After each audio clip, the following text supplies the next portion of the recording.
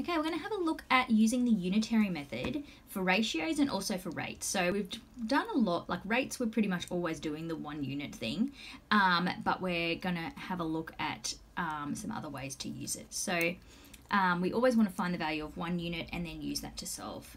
So if 8 kilograms of chicken costs $72, how much does 3 kilos cost? So we'll write 8 kilograms and it is $72.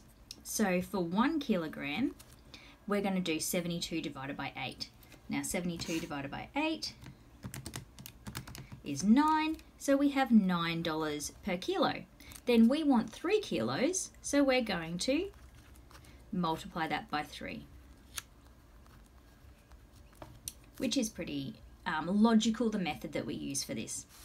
Then we've got a worded one. A, B and C win a prize. They'll share it in a ratio of 4:3:2. If B gets $450, how much do the others get and what was the total? So we want to find out what one part is equal to. We know B gets 3 parts and that's what 450 is. So that means that one part must be the 450 divided by 3, which is $150.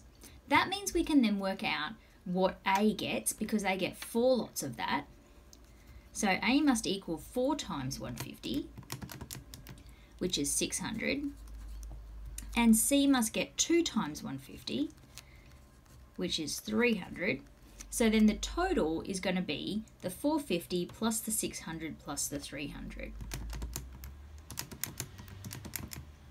And we get 1350 is our answer, 1,350.